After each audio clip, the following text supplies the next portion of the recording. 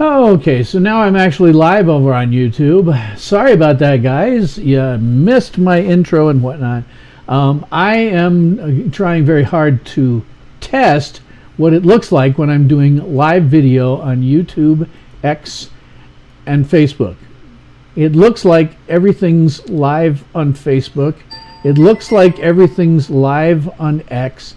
And it looks like everything is live on YouTube. I think everything is now live, I think.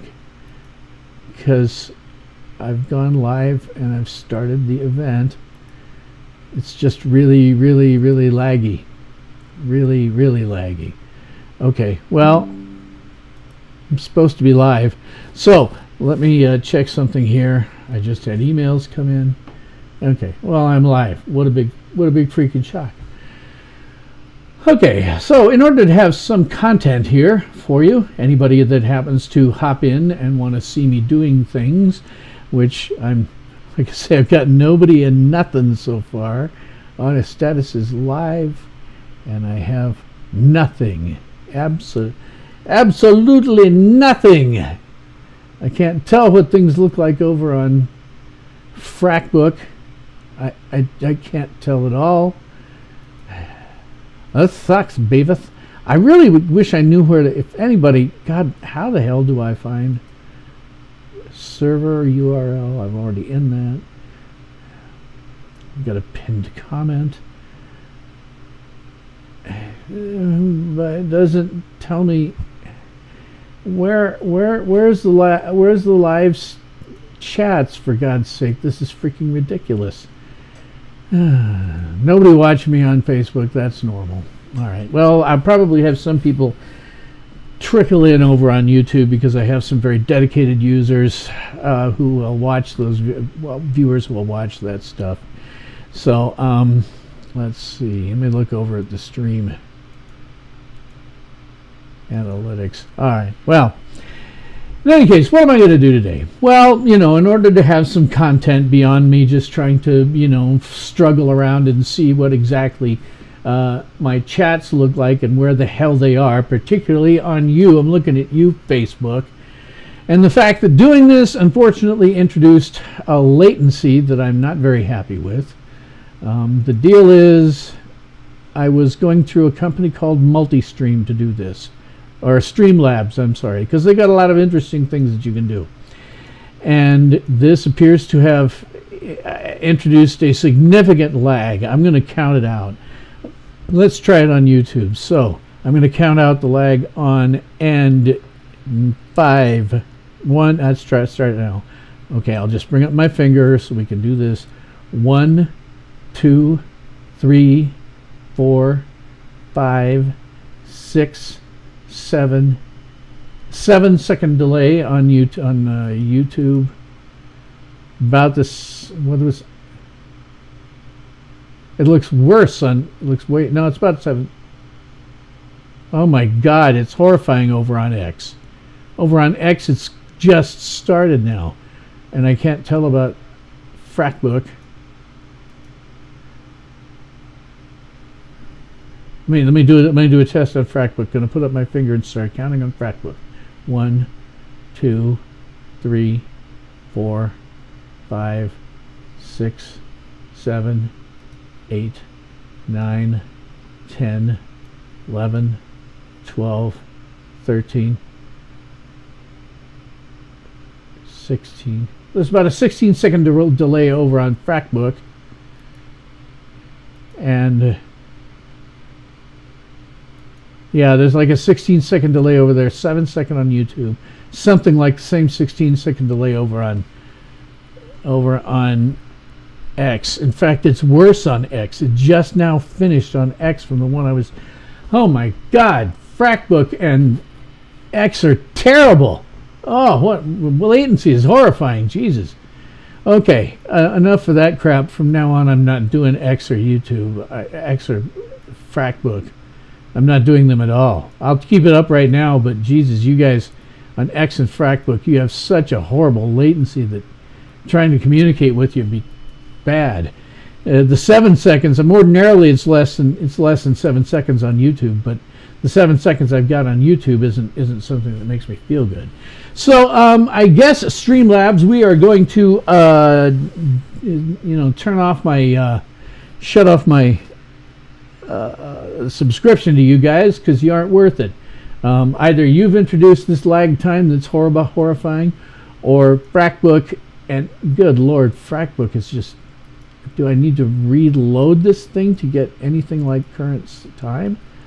This is freaking ridiculous. FracBook sucks.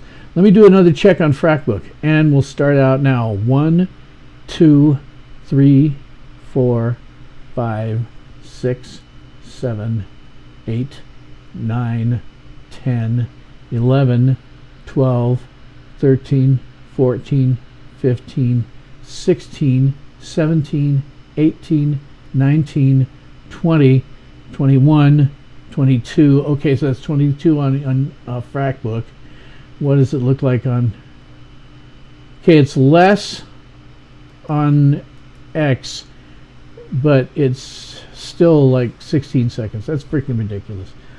Okay, all right, we're going to do this the hard way the next time. I won't use multi-stream settings over on Streamlabs. You guys have just lost me. You've lost me. I don't care. You've lost me. Totally lost me. Okay, so other stuff that we're going to do. I'll monitor FracBook and X, but you can be sure, you guys, I will not be doing it to you again unless I can figure out how to get rid of this massive, lengthy, pointless lag that's popped up on both X and FracBook. All right, so one of the things I'm going to do today. A few of the things I'm going to do today. We do have some interesting stuff going on. We have a superhero birthday, specifically the Star-Spangled Kid, the original Golden Age one. We'll have a somewhat lengthy, probably, Tales from Generation X. And I may possibly, conceivably, do Alice's Restaurant. It depends how long things are going and whether I feel like I want to throw in that much content. And then I have something from the Tales from SYL Ranch DARKROOM that I may show as well. If you were around at the beginning when I was first doing this for X and for YouTube and for Facebook, you probably saw a nasty intro about, saw an introduction that I sometimes use when I'm trying to kill time. But I'm not trying to do that just at the moment. So let's talk about our superhero birthday, the Star-Spangled Kid. That is Sylvester Pemberton, the Star-Spangled Kid. He was the original Star-Spangled Kid, a Golden Age character created by Superman co-creator Jerry Siegel. The Star-Spangled Kid, often called SSK or Kid, was a young adolescent who adopted the superhero identity to battle Nazism during World War II. He was unique in being a child with an adult sidekick, his chauffeur and confidant, Stripesy, a.k.a. Pat Dugan.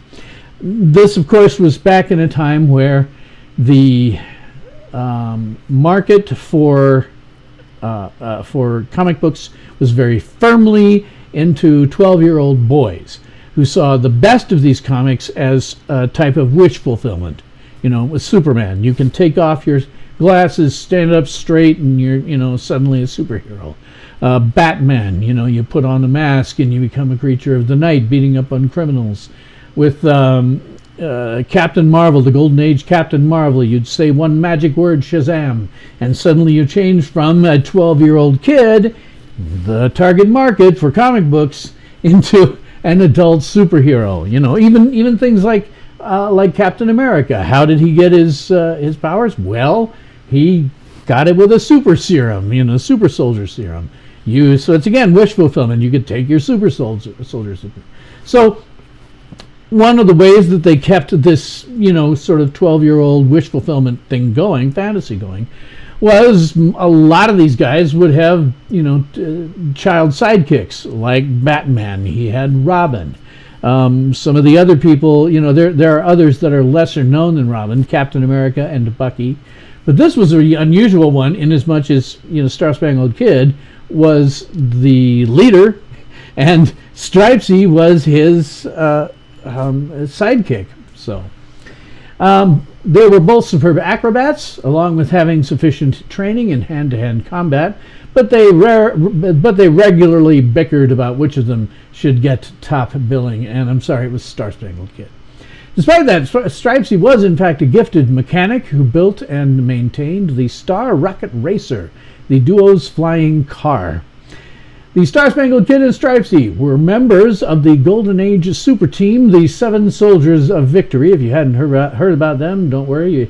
They were big during the war, and then that was gone. They were gone, much like a lot of other superheroes in that period. But due to one wibbly-wobbly, timey-wimey thing or another, the Seven Soldiers would wind up being taken out of the 1940s and moved into the then modern era of the 1970s. And in the 1970s, after they were wibbly-wobbly, timey-wimey sent to the 1970s from the 40s, they would, pardon me, the Seven Soldiers of Victory, their super team, would dissolve. The Kid then became a member of the Justice Society of America when it was relaunched as an ongoing feature in All-Star Comics in the 1970s, somewhere around 1976. As a member of the JSA, the Kid was originally a substitute for Starman. Starman was, if you don't know, was a Golden Age superhero who was an astronomer, and via one technical jiggery-pokery over another, he was able to create a rod, a sort of a magic wand, that was filled up with cosmic energy, and you could use it for all sorts of things. You can see the Kid here with it from time to time in the thing over here next to me, like right now, with the All-Star Comics headline there. And there he is again, also from All-Star Comics, holding his cosmic rod. In universe, Starman, who usually was the guy who welded these and was still around at this point, had suffered a broken leg. And so he gave the Kid his cosmic rod, and the Kid went to do JSA stuff more or less in his place. But eventually, of course, his leg was healed. So the Kid had started improving the cosmic rod, and ultimately became up with the Cosmic Converter Belt, which was just a belt that did exactly the same thing. You can see it on it from time to time. So he was able to give the cosmic rod back to Starman, and had his Cosmic Converter Belt to give him the same sorts of superpowers that he had. Here's one where he's actually using it, the cosmic rod, the Cosmic Converter Belt. So. Many decades later, Pemberton would change his name to Skyman and lead the superhero team Infinity Inc. And just to prove that post-crisis, the only stories that comic book writers could think of were deaths, because killing off the Flash and Supergirl set a really bad precedent, Pemberton was eventually killed by Mr. Bones' cyanide touch. And if you don't know who Mr. Bones is, great. He was big for a little while in like the 80s or maybe 90s, but he was never a top-tier villain. He was like a B-list supervillain. So for my money, they did the Kid bad. They did him dirty, had him killed by somebody who just shouldn't have been. It should have been somebody. If you were going to do that, you shouldn't have anyway. There was no reason to kill him. But if you were going to do it, you should do it with somebody who's closer to an A-list superhero. Doing it with Mr. Bones was like B or C-list at best. So. But for my money, the Star Spangled Kid's best exploits were his JSA-era adventures. While Stripesy was certainly missed, the Kid's interactions with the JSA members were fantastic and a lot of fun. So that is our talking about the superhero birthday today, taken from a 1972 list of DC Comics events, such as births, deaths, first appearances, and so forth. This is today the birthday of the Star Spangled Kid, Sylvester Pemberton. Okay, so let's have a look here at what else we can do tonight. See what I look like over on my various stuff. I got nothing on YouTube. I got no views. What happens if I reload you? Come on, Davis. Reload on X. This sucks. What's with you, X? What the hell? You won't reload. You're not even acting like you're... I can't tell anything about what my...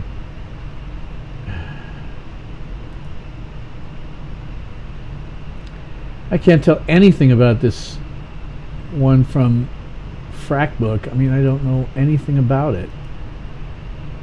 I just have to hope for the best. But God, this reload over on... Okay, let's go live. Yeah. Okay. Just have to... Whoa, yikes. Shut you down. Okay. Sorry I'm spending so much time looking over at the various services that I'm on, but God, this is really rather... This is really kind of disappointing. Disappointing. I mean, as for a service that shows this is one of their main benefits, I don't see it's worth paying for. Okay, well, let's see here. We got practically nobody watching. Let's, what can we do here to suck up, eat some time here so that I don't end up doing something that I... Tell you what, let me do something and we'll see here what happens. This comes from my second channel, the Tales from SYL Ranch Darkroom. It is, without a doubt, one of the best, if not the best, of the various videos that I have up there. What I do with those videos is what I call remastering. What it really is, you take a video and use AI software to upscale and frame interpolate it. There is also a fair amount of cleanup work on this print that I did not do. It's not mine. But a fair amount of cleanup work went into this print that I can't currently do. But in terms of the frame interpolation and the upscaling, those are things I can do. So that's what I decided I would do with this. Now, the interesting thing is, this is in the public domain. This whole 8-minute episode is in the public domain. But sometimes YouTube decides that it's not. So it may be that YouTube cuts me off and I will have to stop streaming this thing. We'll see where it goes. So here we go, the very first of the Max Fleischer Superman cartoons, the best in existence. Here you'll only see it in 1080p and 60 frames per second, but if you want to watch it in 4K and 60 frames per second, it is linked to in my description box below, as is the Tales from SYL Ranch Darkroom channel. So here we go, the Fleischer Superman cartoon, Season 1, Episode 1, well, just Episode 1. They didn't have seasons. Episode 1, The Mad Scientist, and I'll have a little trivia and stuff to say about after this is over. Up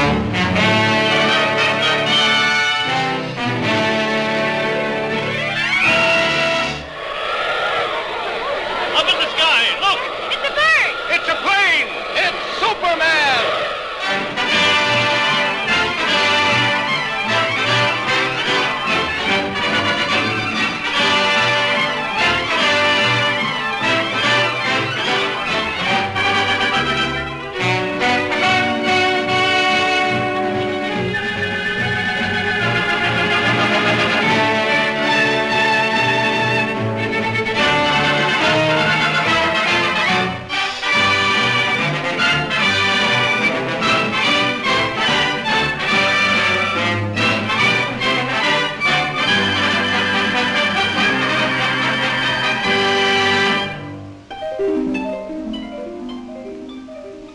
In the endless reaches of the universe, there once existed a planet known as Krypton, a planet that burned like a green star in the distant heavens.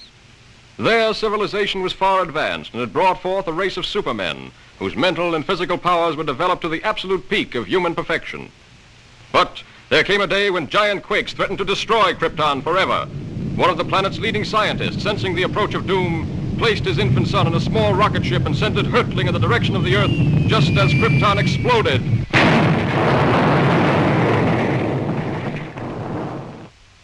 The rocket ship sped through star-studded space, landing safely on Earth with its precious burden, Krypton's sole survivor.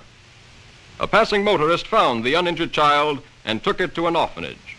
As the years went by and the child grew to maturity, he found himself possessed of amazing physical powers. Faster than a speeding bullet, more powerful than a locomotive, able to leap tall buildings at a single bound, The infant of Krypton is now the Man of Steel, Superman. To best be in a position to use his amazing powers in a never-ending battle for truth and justice, Superman has assumed the disguise of Clark Kent, mild-mannered reporter for a great metropolitan newspaper.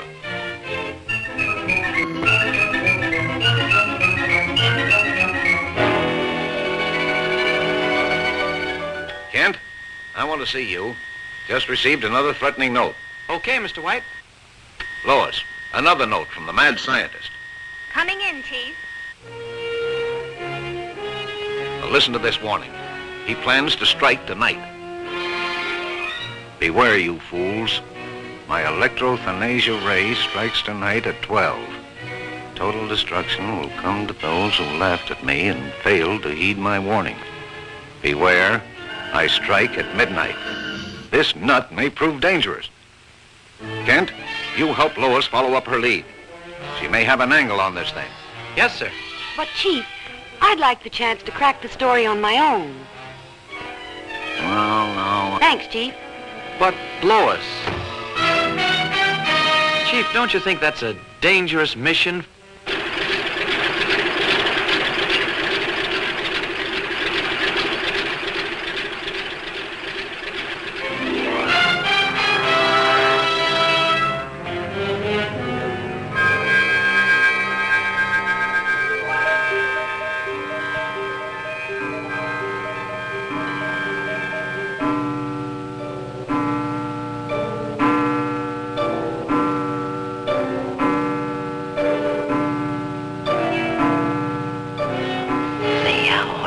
Come.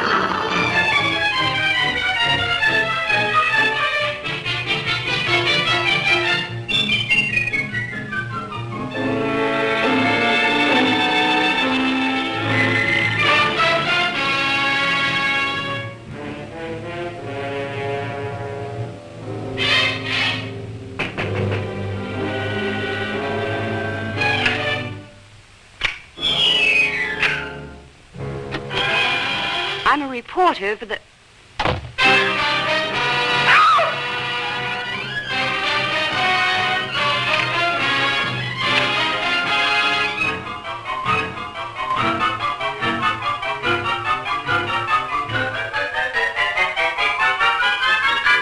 So, you want a story? I'll give you the greatest story of destruction the world has ever known.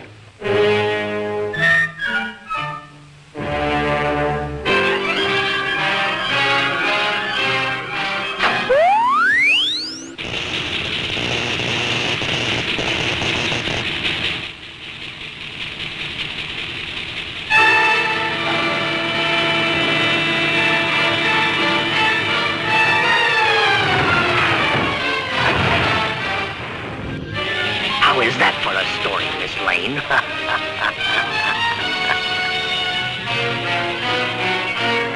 Flash, true to his threat, the mad scientist, whose warnings have held the city in a grip of terror, went on his rampage of destruction on the stroke of midnight. The deadly impact of his mysterious ray smashed the famous Tower Bridge, hurling cars and pedestrians into the river below. The police have warned everyone to remain in their homes. This looks like a job for Superman.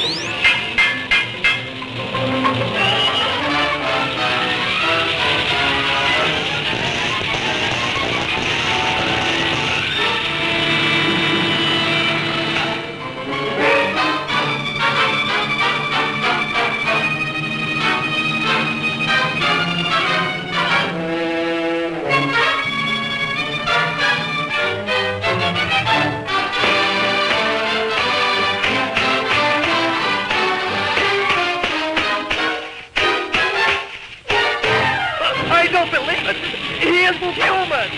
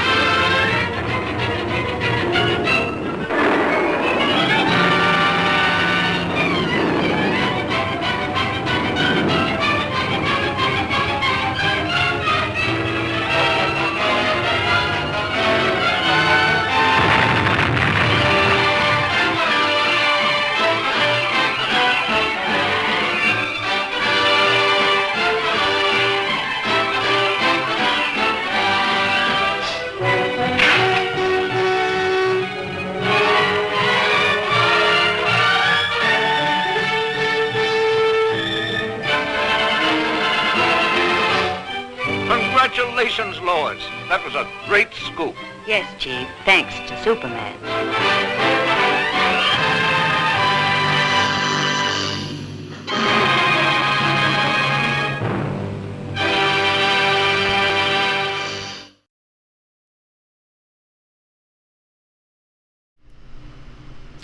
So yeah, that was the first of the Fleischer Superman cartoons. You may notice I have a new pair of glasses, so we can all see that I look like a totally different person when I take them off. Let me give you a little bit of trivia about that particular cartoon. That cartoon was the first of 17 that were released by Paramount between 1941 and 1943. It is my second remaster of the same cartoon using a new version of Topaz Video AI, and I changed the frame rate from 60 frames per second as opposed to 48. I'm doing that mostly because I have settled now on 60 frames per second as kind of my standard for those videos over on that channel. My thinking is that that's probably where the industry is ultimately headed, because it'll be driven by gaming, and gaming has the 60 frames per second at some point. Some generation, I don't know if it'll be Gen Alpha or not, but they're going to look at frame rates in movies and streaming and whatnot and say, this looks weird. I'm spending most of my time doing video games and this looks odd. So that's why I generally go at 60 frames per second. I think I'm ahead of the curve. Also over on that channel, the Tales from S.Y. Old Ranch Darkroom, link listed in my description box below. You'll also find this and the other 16 cartoons. This one was produced by the Fleischer Studios, released by Paramount Pictures. The animation is so detailed and the print is so clean that upscaling to 4K and 60 frames per second was extremely effective from my perspective, even with the inevitable YouTube artifacts that get put into it. The budget for that cartoon was an then unheard of $100,000, which was a whopping, if you did it change today, that would be $2.7 million in today's dollars. And that's for a 10-minute short. The voice of Superman and Lois Lane are Bud Collyer and Joan Alexander, who had voiced the characters on radio beginning in 1940. Collyer would go on to become the recognized voice of Superman for the next 27 years. Many, many times when anyone needed to use a voice for Superman, even through the 1960s, when Filmation was making their very limited animation New Adventures of Superman cartoon, they used Bud Collyer as the voice of Superman. Every Superman radio episode featured a scene in which Clark Kent changed into his Superman costume, an effect that Collyer conveyed by shifting his voice while speaking the phrase, "This looks like a job for Superman." And his voice was always dropping when he became Superman. So repeating the phrase and shifting his voice in this cartoon was definitely a thrill to moviegoers in 1941. Originally, Clark Kent and Superman were going to be played by two different actors on the radio, but it was Collier's ability to voice Clark Kent as a tenor and then switch to a bass to voice Superman that got him the role. There was also a humorous tie-in with this story in an issue of Action Comics. In it, Clark and Lois went to the movies only to discover that a sequel to this cartoon was being shown. And then Clark had to come up with ways to take Lois's attention away from the screen so that she wouldn't discover his secret identity. The mad scientist seen here is not Lex Luthor. While Luthor had first appeared in comics a year earlier, he wasn't the bald-headed mad scientist that he would later become. No doubt the mad scientist here and Luthor influence each other. That happened back and forth quite a lot. It happens back and forth quite a lot between comics and other media. This is the very first time that the phrase, "Look, up in the sky, it's a bird, it's a plane, it's Superman," and "faster than a speeding bullet, more powerful than a locomotive, able to leap tall buildings in a single bound," and "never-ending battle for truth and justice." It was the first time ever in any medium that those phrases were ever used with Superman. This is also the first time that Superman flies in any medium. To that point, his powers in the comic had allowed him to leap 1/8 of a mile. But the Fleischer brothers asked DC if they asked permission to allow the character to fly because leaping didn't look very cinematic. And when he started to fly in the cartoons, DC quickly adopted the power of flight in the comics. This is also the first time that Superman broke the fourth wall by winking to the camera.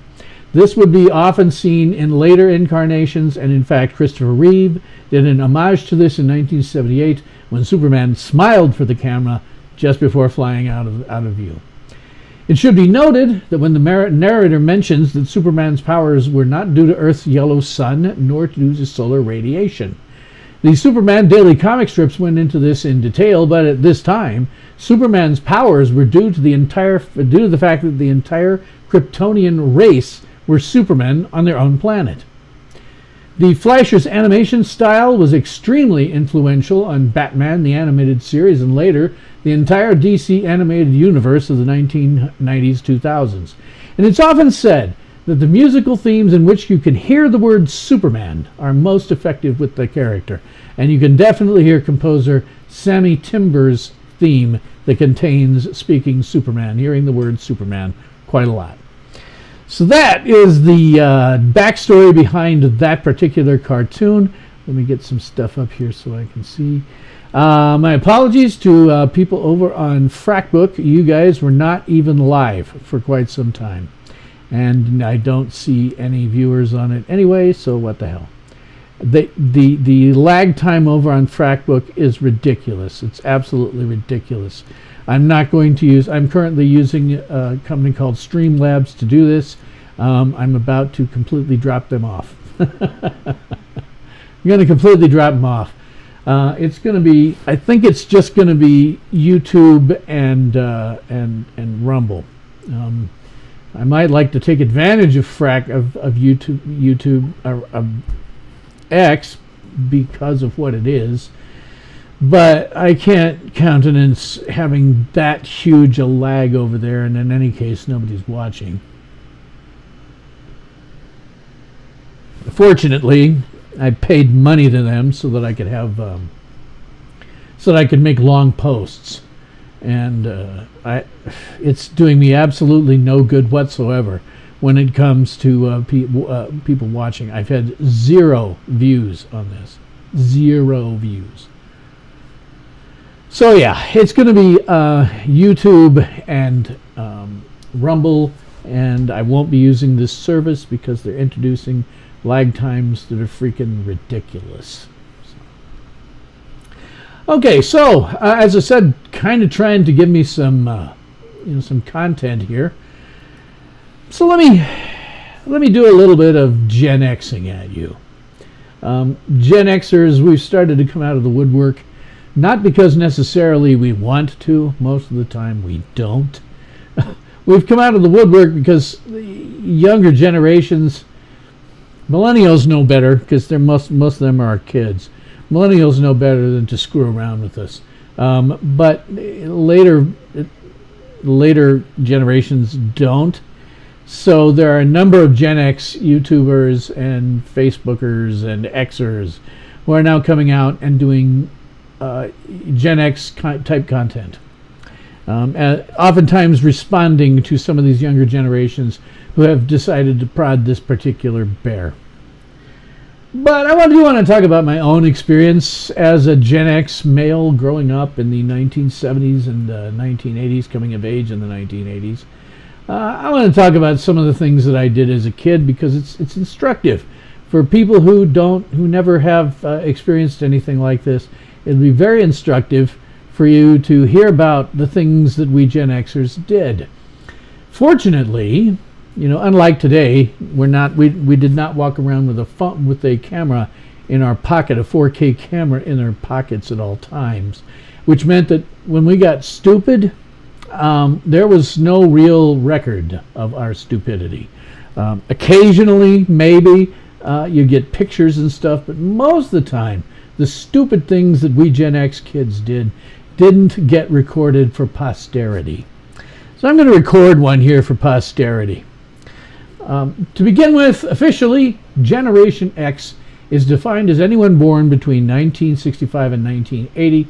I was born in January of 1965. I am one of my generation's earliest models. In fact, you'd have to be born somewhere in the 2 weeks between January 1st and January 14th, 1965, to be an earlier model than I am. So I'm a very early Gen X model. And there's about 62.5 million of us alive today. We are generally children of baby boomers and the silent generation, though for some reason, millennials and Gen Z tend to refer to us as boomers, because apparently to them, older people are just like black people to racists. We all look the same to them. Gen Xers are the last feral generation. We were the generation that didn't have play dates. The way our parents arranged play dates was to tell us at first thing in the morning, go outside and play. Boom, slam the door behind us. Some of us had the door locked behind us all day.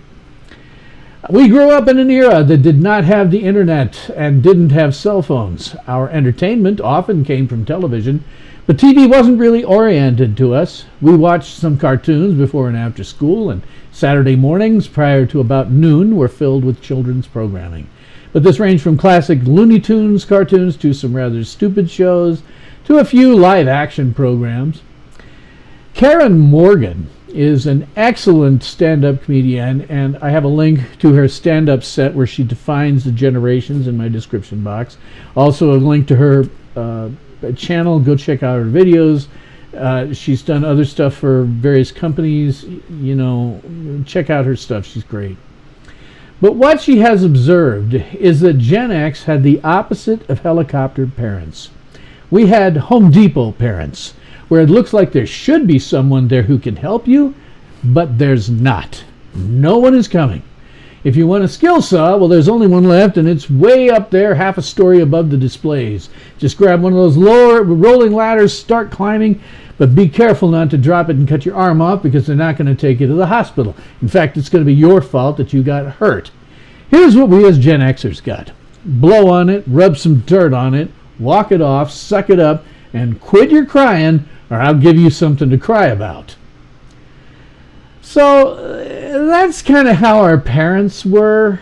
But let me give you a specific example of something that happened, and I've still got no viewers anywhere. I got one viewer over on Fracbook. Hey guys, thank you on Fracbook. I don't know what you're seeing or when. The crappy interface over here isn't telling me anything useful. I've got chat more or less now, but I can't see much of anything. I mean, I don't even know what my lag time is looking like over there right now. There, just suddenly got popped back from where it was. It's freaking ridiculous. So if you're over there on Fracbook, more power to you. I can tell you that this is the last time I'm going to try simulcast to Fracbook or X. The lag time that gets introduced is massive and huge and bad. It's just bad. So I'm not going to be doing there anymore. Just starting on New Year's Eve, when I do my Geekin' New Year's Eve, I'm going to be on YouTube and probably Rumble by that time. But Fractbook and X are freaking useless because I can't interact with anybody. It's just as well to just upload videos there, so I probably will. So, anyway, let me tell you about the hydrochloric acid saga.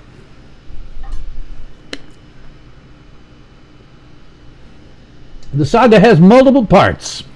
So part 1 was stealing the hydrochloric acid. Okay, so this takes place a long time ago in a galaxy far, far away. In fact, it was so long ago that it was before we had a galaxy far, far away. I was in elementary school. I think it was 4th or 5th grade, probably 5th. Yeah, it was probably 5th grade.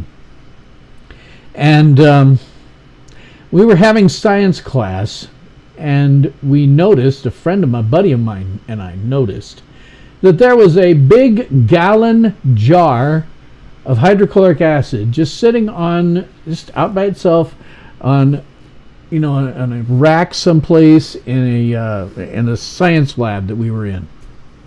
And we said to ourselves, they're not really using that whole gallon of hydrochloric acid, so let's just see what we can do with it. So we went into this science lab after school, you know, one of us acting as a lookout. I think it was probably him, because I remember getting the acid. But he was acting as a lookout to make sure that nobody came down the hall towards this place, while I went in and made off, grabbed the hydrochloric acid, and we made off with it, heading it straight to his home. So we went straight home to this guy's house with the hydrochloric acid, and now I have no viewers at all. So we went out and got the hydrochloric acid, took it over to my friend's house. Now we had heard, you know, via various science things, and again we're 4th or probably 5th grade, we had heard that if you mixed an acid with a base, that it would become a neutral chemical. You would have a chemical reaction and become a neutral substance. So we'd heard, you know, through the grapevine, and I think it's true, that Drano is largely a base. You know, Drano is, if you don't know, those of you who've never seen Drano, it's a well-known brand that's used for unclogging sinks and stuff like that. But Drano is actually, it's at the time anyway, it came in these little sort of like a cylindrical little thing that they came in. They're a plastic cylindrical thing about this round, big around this high. You could unscrew the top, and inside were essentially these small little pellets, kind of like grains of sand or something like that. And that was the Drano. What you would do is you'd have a clogged up drain, you'd pour the Drano down the drain, this stuff would get in there, mix around with whatever was in the drain, hopefully kind of burn it to shreds and let it go out and unclog your drain. So my friend went over to, you know, his one of the kitchen things, opened up a kitchen door, and the cabinet takes out some of this Drano that's in one of these small cylindrical plastic containers. We unscrew it. We think, okay, well, the best way to mix this, since we don't have any other good way to do it, we'll just pour the acid straight into the Drano here. So we poured it in a little bit, you know, kind of looked at it for a bit, waited to see what would happen, and then it started to fizz and bubble and fizz. And we're like, oh my God, this is very soon going to come out of the top of this thing, and it's going to hit my hand, and it's going to burn my hand, because you could do that. We had already found that out, that if you touched hydrochloric acid, your skin turned yellow. I'm sure if we did more than just, you know, dab it, lots worse things would happen. So here we are, sitting, watching this thing bubbling up, going, oh my God, this is going to overflow the top, and it's going to fall out, and going to get on my hand, it's going to burn my hand, but it's also going to get on the new shag carpet. We cannot have this get on the shag carpet. My friend's mom will kill us. So, first thing we could think of, well, obviously, the best thing to do here is screw the cap back on. Well, this was a plastic container. So it didn't, just sit there and hold its shape. It started to expand as all of the, air was bubbling up, and then whatever gas it was creating was. So it starts getting bigger and bigger, and we're like, oh my God, this is going to pop. It's going to get all over the shag carpet. His mom is going to kill us. Quick, let's run the thing outside. We'll run down the stairs, run out the door, get it outside, and chuck it someplace where it can pop open. It won't be. No, this thing is. We were looking at each other like, no, we're not going to make it. This thing is. There's no way we're going to make it all the way down there. So we thought, what are we going to do? What are we going to? I've got it. We'll drop it down the clothes chute because we were up on the second floor. To get rid of it, we'll just drop it down the clothes chute. So clothes chutes, by the way, you don't see those much today, but it used to be that there would be. Basically a chute that led from the second floor down to the first floor, down to the basement. It was the basement one. Sometimes it was just an opening that it fell into, and you'd put some kind of hamper down there to catch the clothes, or maybe there would be a thing over it. It's sort of a bag that would catch it.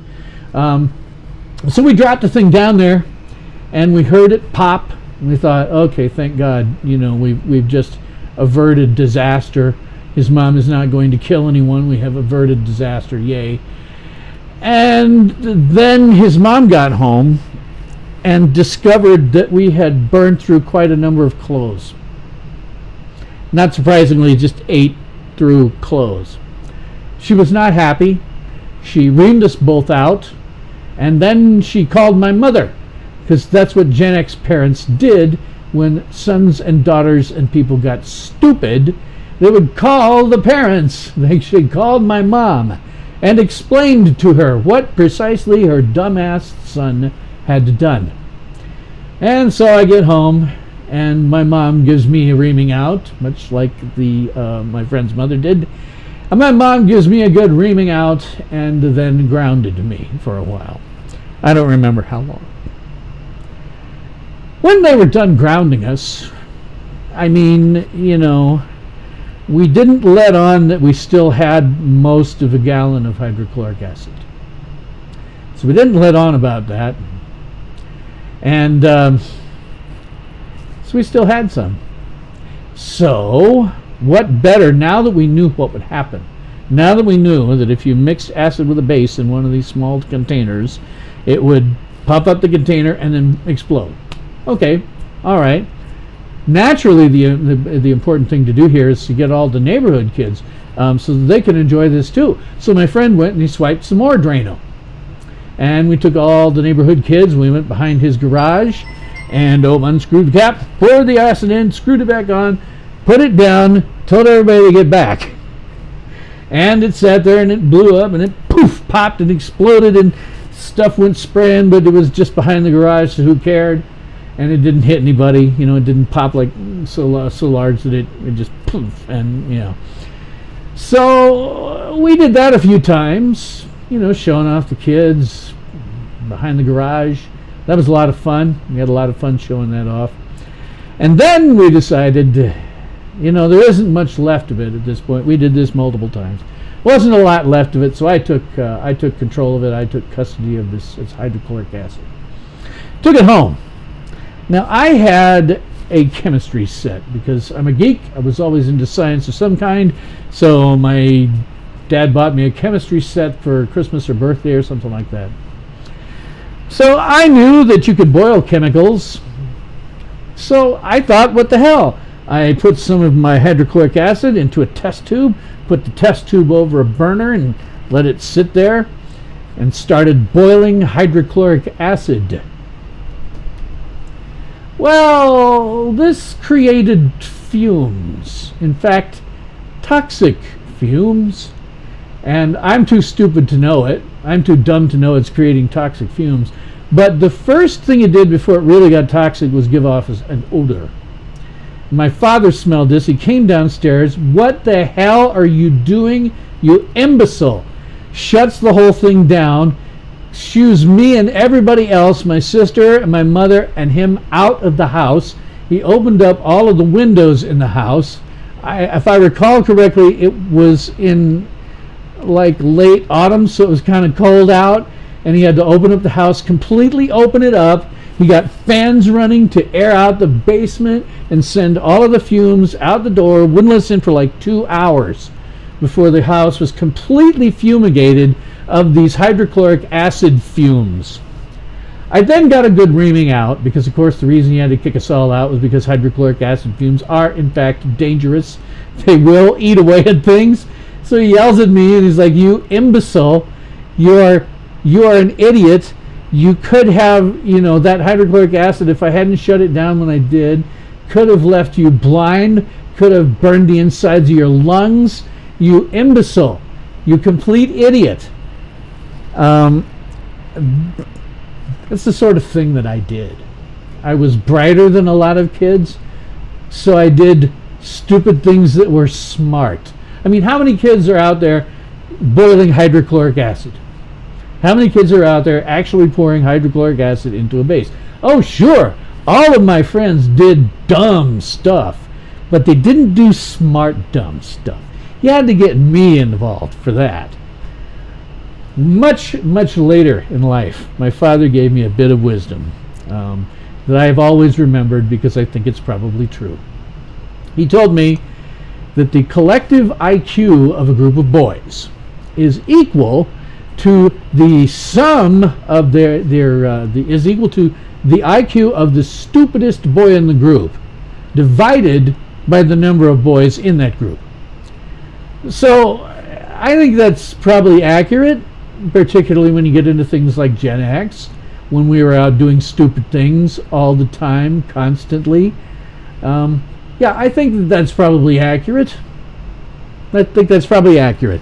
So with me, I did lots of stupid things, just like the rest of my generation, but I was a little brighter than most people, so I did stupid things that were smart, like boiling hydrochloric acid, like pouring hydrochloric acid into Drano.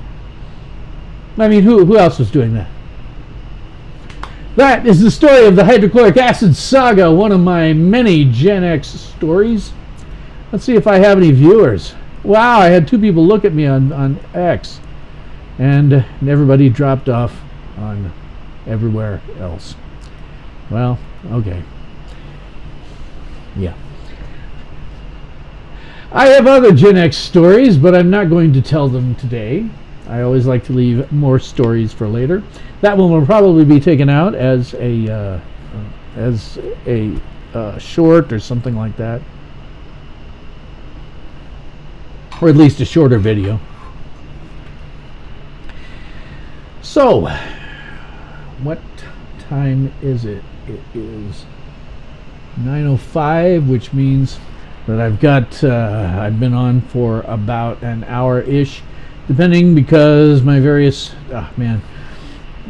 Frack book, I didn't realize I wasn't broadcasting until I got into the opening credits for that Superman cartoon. YouTube, I neglected to push the start now button. So anyway, I did say that maybe I was going to suck up some time with Alice's Restaurant. What you have to understand is I have a very personal relationship with Alice's Restaurant, and every 5 years or so I've done a video on it to commemorate anniversary stuff. I'll do one next year. I'm going to do explicitly one next year at Thanksgiving. It will be an edited video. It may in fact include an extra section by me. Depends. I don't know. Depends if I can get what I had to say to be something that I think is worthy of Alice's Restaurant. But I do an Alice's Restaurant about every 5 years. This next year will be its 60th anniversary. So I'll be doing an actual edited video on there. Here, well, we don't get to do that. I don't get to do an edited video. This is not a 5-year, marking anniversary thing. This is just me doing something to suck up a little bit of time. It'll be the last thing I do, I think, before I drop off here, since nobody's actually watching me to speak of. But you can look forward to seeing me at the on my New Year's Eve, Geekin' New Year's Eve. I'll be on my Geekin' New Year's Eve, and you'll be able to see me on YouTube and probably Rumble at the same time. But I will not be doing this crap to X, and I will not be doing this crap off to Frackbook, because the lag times introduced there are hideous. Just absolutely hideous. I can't have a useful conversation with people if I'm too busy, essentially getting comments from something I said 15 to 30 seconds ago. It's freaking ridiculous. It's bad enough on YouTube where you get about a 6 or 7 second delay just generally, but that was unacceptable, so I'm not going to do that. So I guess what I'll talk about here is I'll do some little bit of Alice's Restaurant. Let me know how audio is. I can't tell for sure. I did some tests to see how things sounded, but I don't know for sure. So if you're somewhere in chat, do let me know if my audio sounds like crap. Because you might have heard this before. I know that I have. Because this is the story that explains the song Alice's Restaurant. I won't be singing that song. If you want, wait until next year when I prepare the edited video commemorating the time that Arlo Guthrie and one of his friends went up to visit Alice at the restaurant. The problem is that I can't actually hear the music right now that you're hearing. If I set it up so that I can hear it, it's probable that the music would still be out of sync with my words for you, even though it sounds fine to me. It gets weird when you're doing audio. This is why I'll be bringing you the song next year, but tonight is just the story behind the song. And the song Alice's Restaurant was written by legendary folk singer Arlo Guthrie, and it's about Alice and the restaurant. But Alice's Restaurant, that was never the name of a restaurant. That was always just the name of the song. I guess that's probably why they still call the song Alice's Restaurant. Well, I guess it all started about 59 Thanksgivings ago. That'll be 59 years ago this last Thanksgiving, which happens to be my very first Thanksgiving in the world. When Arlo Guthrie and one of his friends decided to go up and visit Alice at the restaurant. Now, of course, Alice didn't used to live in the restaurant. She used to live in a church nearby the restaurant in the bell tower with her husband Ray and Facha the dog. Living in the bell tower like that, they used to have a lot of room downstairs where the pews used to be. Seeing as how they took out all of the pews and having all that room, well, they decided that they didn't have to take out their garbage for a long time. Well, Arlo and his friend got up there, they found the place was filled with garbage, and they decided that it would be a friendly gesture for them to take the garbage down to the town dump. So they took the half a ton of garbage. They put it in the back of a red VW microbus. They took shovels, rakes, and implements of destruction, and they headed on toward the town dump. Well, they got there, and there was a sign and a chain across the road, and the sign said, "Closed on Thanksgiving." Well, they had never heard a dump closed on Thanksgiving before, so with tears in their eyes, they drove off into the sunset looking for another place to put the garbage. They didn't find one until they came to a side road, and off of the side road there was a 15-foot cliff, and at the bottom of that cliff there was another pile of garbage. Well, they decided that one big pile would be better than two little ones, and rather than bring that one up, they decided to throw theirs down, which is what they did. They went back to the church. They had a Thanksgiving dinner that couldn't be beat. They went to sleep, and they didn't get up until the next morning when they got a phone call from Officer Obi. And he said, "Kid, we found your name on an envelope at the bottom of a half a ton of garbage. We just wanted to know if you had any information about it." Arlo said, "Yes, sir, Officer Obi. I cannot tell a lie. Now put that envelope under that garbage." Well, it was after speaking to Obi for about 45 minutes on the telephone, they finally arrived at the truth of the matter, and Obi said they had to go down and talk to them at the police officer station, and they also had to go down and pick up the garbage. Well, now, friends, there was really only one or two things that Obi could have done at the police officer station, and the first thing was he could have given them a medal for being so brave and honest on the telephone, which wasn't very likely. They didn't expect it. The other possibility was he could have bawled them out and told them never to be seen driving garbage around that vicinity again, which is what they expected. But when they got to the police officer station, there was a third possibility that they hadn't counted on, and they were both immediately arrested and handcuffed. Arlo said, "Obi, I don't think I can pick up the garbage with these handcuffs on." Obi said, "Shut up, kid. get in the back of the patrol car. So they sat in the back of the patrol car and they drove to the, quote, scene of the crime, unquote. Now, friends, I got to tell you about the town of Stockbridge, Massachusetts, where this was happening. Because back then they only had 3 stop signs, 2 police officers, and 1 police car. But when they got to the scene of the crime, there were 5 police officers and 3 police cars, because this was the biggest crime in the last 50 years, and everybody wanted to get in the newspaper story about it. And they were using up all kinds of cop equipment they had hanging around the police officer station. They were taking plaster tire tracks, footprints, and dog-smelling prints, and they took 27 8x10 color glossy pictures with circles, arrows, and a paragraph on the back of each one explaining what each one was to be used as evidence against them. They took pictures of the approach, the getaway, the northwest corner, the southwest corner, and that's not even to mention the aerial photography. Well, it was after the ordeal they went back to the jail, and Obi said he was going to put him in the cell. He said, "Kid, I'm going to put you in the cell. Give me your wallet and your belt." Arlo said, "Obi, I can understand you want my wallet, so I don't have any money to spend in the cell, but what do you want my belt for?" He said, "Kid, we don't want any hangings." Arlo said, "Obi, did you think I was going to hang myself for littering?" Well, Obi said he was making sure, and friends, Obi was, because he took out the toilet seats so they couldn't hit themselves over the head and drown.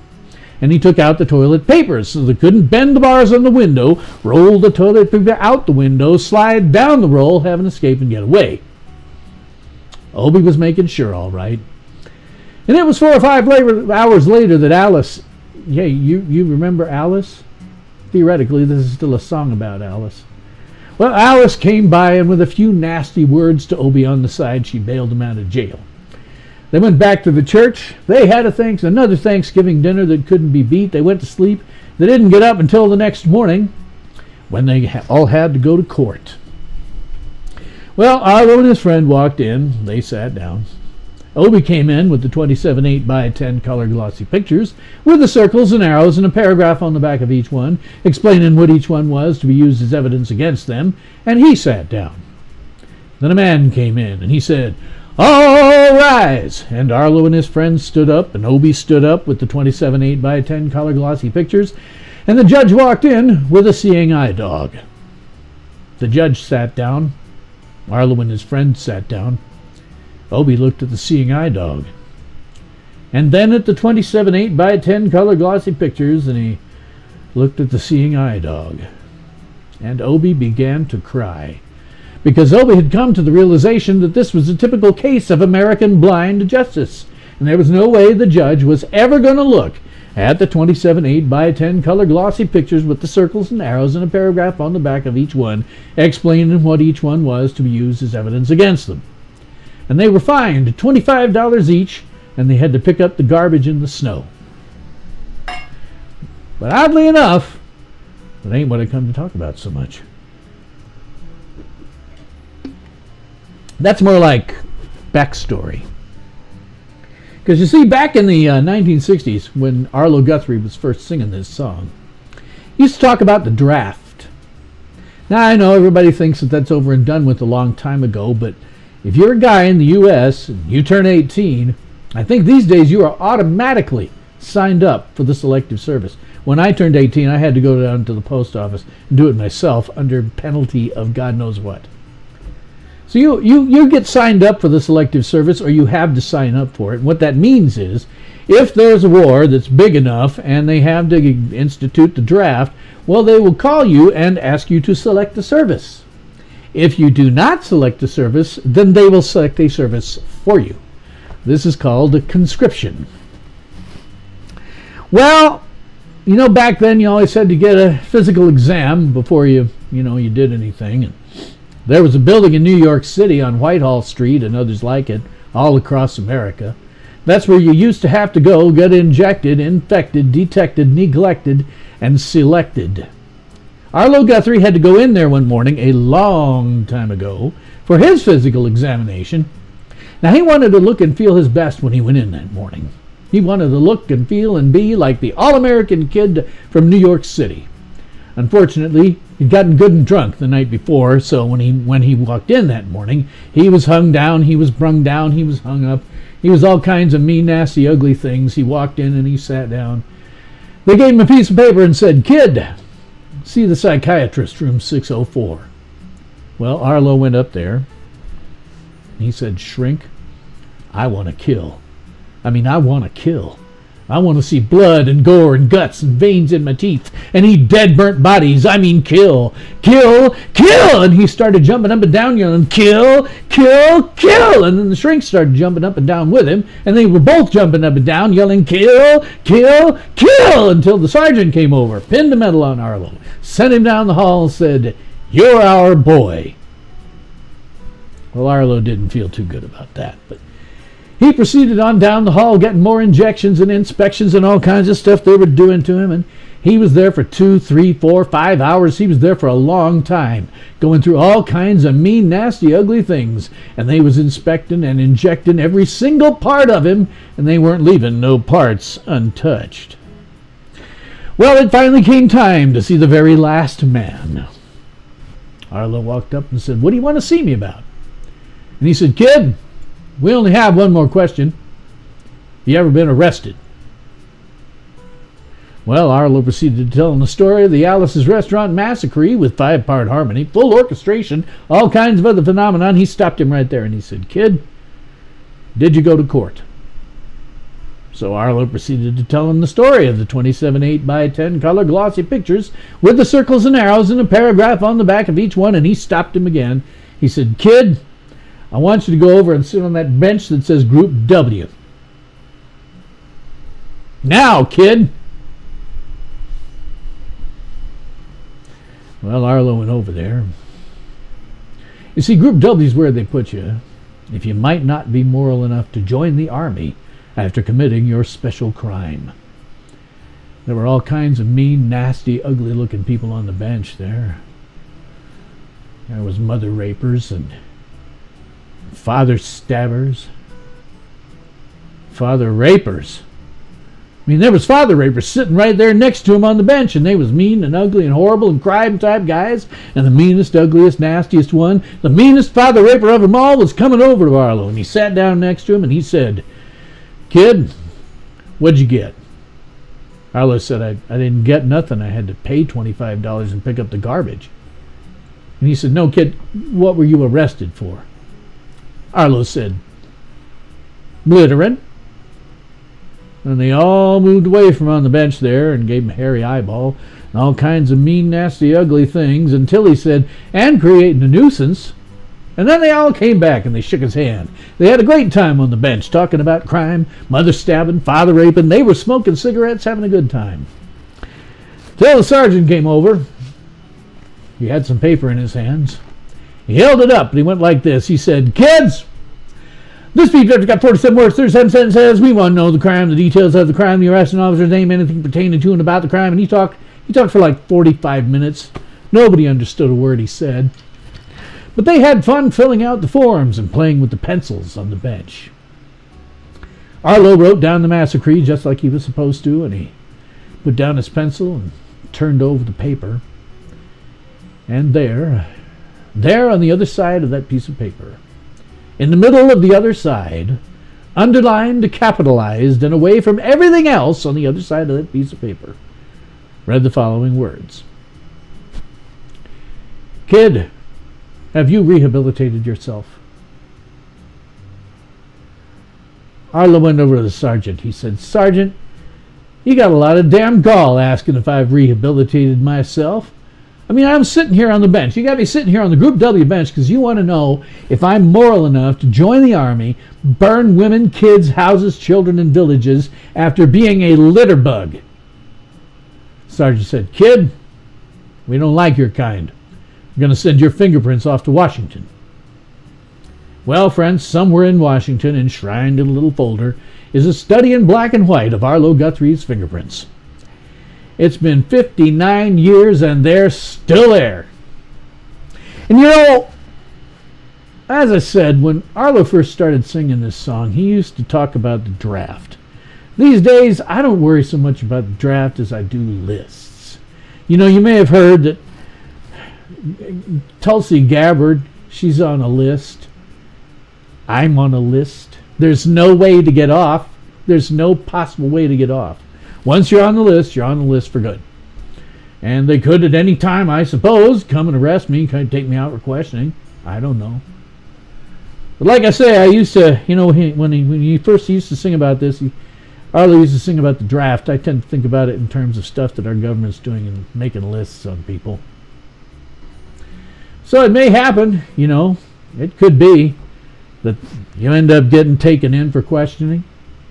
And if you go in and you take you in and you don't know what to do, there may be only one thing that you can do. That's to be wherever it is they take you. You be cool about it. Let's sit you down there. And when they ask you some questions, you just sing them a bar of Alice's Restaurant and then lawyer up. Now imagine somebody doing it, even today, like me. If I went in there, sang a bar of Alice's Restaurant and lawyered up, they're going to say, hey, that guy is like almost 60 years too late. Get the guy out of here, ain't no threat. Now imagine if you can get two people walking in hand singing in harmony. I don't know what the deal is now, but I think they might well still think you're gay and they won't think you're any kind of threat and they'll let you go. Now imagine 3 people. They probably think it's an organization or something. Now imagine 50 people, maybe 50 people a day, walking in, singing a bar of Alice's Restaurant and lawyering up. They might think it's a movement. And most of them would be too young to know what a movement was.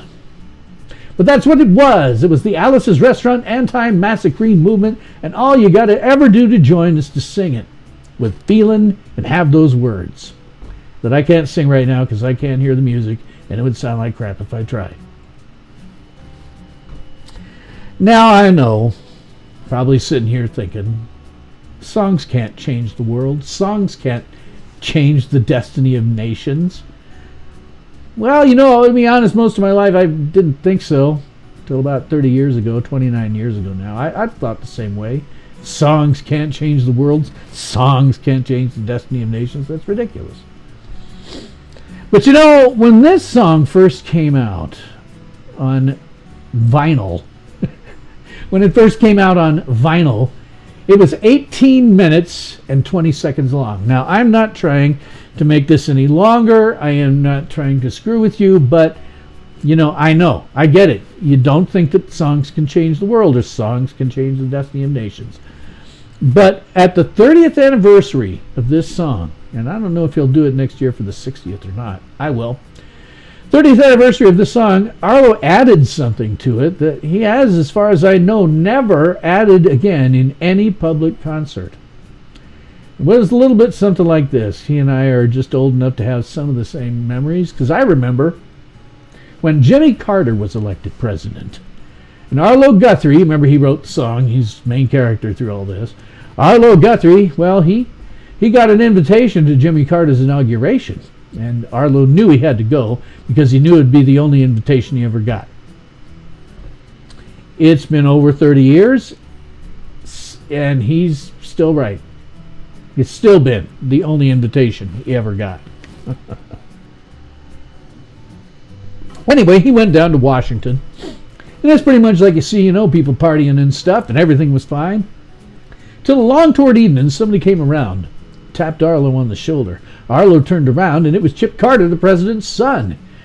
Arlo said, "Hi, Chip," because he recognized him. You know, they're both kind of celebrity status. Chip said, "Arlo, I've been looking everywhere for you." Chip said, "Arlo." Arlo said, "Chip, how come?" Chip said, "Arlo, I've got something very important to tell you."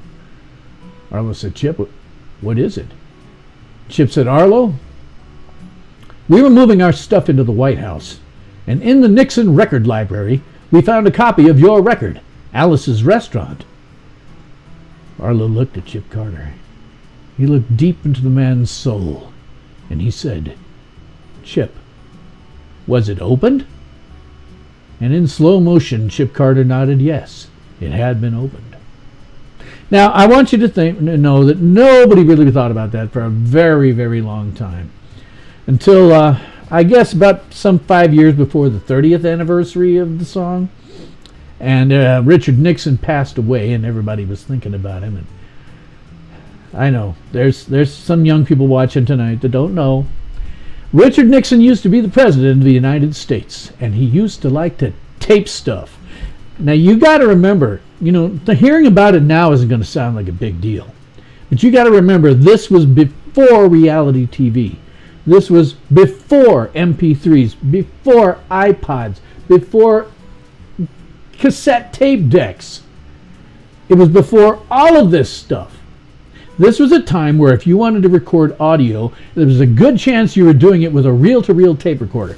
Those suckers were this wide and roughly, let me see if I get, about this long here, this way, and about this high, right? And on it was a reeled magnetic tape. It was on a reel. Reel is about this big. When you got everything set up and all was all done, you were at best, hey Jeanette, nice to see you too. Doing a little bit of testing here. Anyway, at best with these reel-to-reel tape recorders, you were generally going to get about an hour recording. Okay? So again, remembering this was long before we had 4,000 channels, long before we had streaming, long before we had MP3s, long before we had any of this stuff. Richard Nixon taped everything that went on in the White House. He was, in fact, truly ahead of his time. He really was. He's doing what everybody now does with their 4K phones sitting in their pocket. They're constantly, making records, video and audio records, everything that happens around them. And they wind up online. And this is why Gen X, we were lucky. We didn't have a 4K phone in our pocket to document every stupid thing we did, like play with hydrochloric acid. So, Richard Nixon was in fact ahead of his time. He taped everything that went on in the White House. And everything was fine until one day they started playing back the tapes. But it wasn't anything on a tape that actually got the man in trouble. It was what he had erased from the tapes. In fact, there was one rather famous gap that Arlo Guthrie, you remember he's the main character, he did all the song. Arlo Guthrie found himself thinking about one night when he said to himself, he said, Arlo, how many things in the world are exactly 18 minutes and 20 seconds long? Well, how many things in the world are exactly 18 minutes and 20 seconds long? It's probably just a coincidence. But it's good enough for Arlo, and that makes it good enough for me. So if you find yourself in a sticky situation and you don't know what to do, you just got to sing yourself a bar of Alice's Restaurant. And again, I'd sing you the song, but I can't hear the music that's playing right now. And even if I could, I'd probably end up out of sync with it, because that's just how this stuff goes. So if you want to hear the song, if you want to see a nice edited video that includes footage from, there's a movie made out of this song, believe it or not. There is an Alice's Restaurant movie. And I will do a nice edited video with my voiceover, and you will hear me doing the song, Alice's Restaurant then.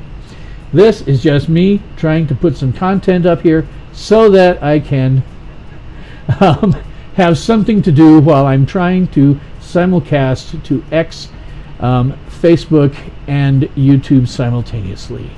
I have absolutely no viewers on X or Facebook. I may or may not have Jeanette here. I don't know anymore. So, oh, you've seen the movie, Jeanette? Yes, you've seen the movie Alice's Restaurant? Oh, yeah. It's not a great movie, but what I'm going to do with it in terms of editing, I'm just going to pull out the parts that really actually correspond to the song. So, I'll be doing that. Well, let's see here. I was on for, God, I can't tell anymore because I'm starting to go. Yeah, cool, Jeanette. Yeah, I saw you there. What the hell time is it? You notice I have a new pair of glasses. Moving to Wall, South Dakota, I started to pick up some kind of scratching going on here. It was skin irritation of some kind going on in my hair. And I went to the doctor, and I had thought, in part, that I must have acquired some kind of allergy to the metal of the frames of my glasses. So I went first to my to an optometrist because I knew I needed new glasses anyway. My prescription had changed. I could tell it, and I got plastic frames. Unfortunately, they don't make decent plastic frames that I think look good on me anymore. So here I am with my Clark Kent glasses. So we can all see that, yes, I definitely do look totally different with my glasses on. Totally different. Yeah, right. Absolutely. Or not. Anyhow, like I said, I was mostly just doing that so that I could get some fun content here to have out. And I've been on for about an hour and a half, so I think I'm probably just going to let it go. This is not my intent to do a very long one tonight. My long one will be my usual New Year's Eve, Geek and New Year's Eve special. I'll have my usual stuff on there where I'll chat and I'll talk about various things and do reviews of this, that, and the other thing. And maybe throw some other stuff in like I did earlier today when I threw in my Superman cartoon. Who knows? We'll see. What I have always tried to do is come up with some good genre-related fireworks. I don't know whether I'm going to be able to do that. It may not be genre-related. It may be that I take people's videos where they've taken video at Mount Rushmore when they've had fireworks. So I may do that. It is just about a dead certainty that the in and out as usual, Jeanette. Well, that's cool. Hey, don't expect everybody to stay around for that. So, but I'll be doing that, my usual stuff that night, and I will absolutely. It's going to become an absolute fixture on this channel. You will get the same at the very end. The last thing that happens, you will get the full multiversal war. The denouement and end credits, because that thing is the thing of beauty. It deserves to be on this channel. I wish I could get a hold of the guy who made it, because it's awesome, and I want to ask at least his permission, and if not his permission, then send him a copy of the one that I've got, because I've remastered that. It's not on my channel anyplace, because I don't want to do that without his permission. But I have remastered his work to 4K and 60 frames per second. It is a thing of beauty. And it will always, I think it'll probably become a fixture on my Geek and New Year's Eve specials. So, somewhere along in there we'll have that. We may have others. It'll depend. I want to make them different every year. So, that gets more complicated the more years that I'm doing this. So I guess that's about all the time that we have for this episode of the Late Stardate. If you like what I'm doing, please like, sub, hit the notification bell, share me on social media, and tell all of your friends, family, neighbors, pets, and livestock to do the same. I try to engage largely in video comments and not on social media, so please leave comments, questions, and nasty remarks on the video, and I will do my best to respond to them.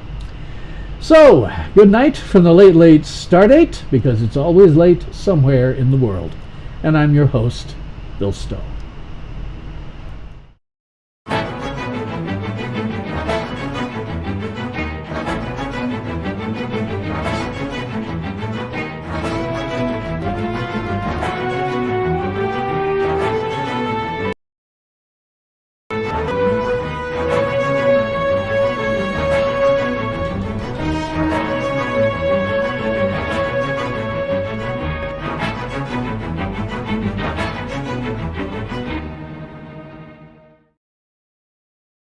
Ultimate power in this world has always been one simple thing: the control and manipulation of minds.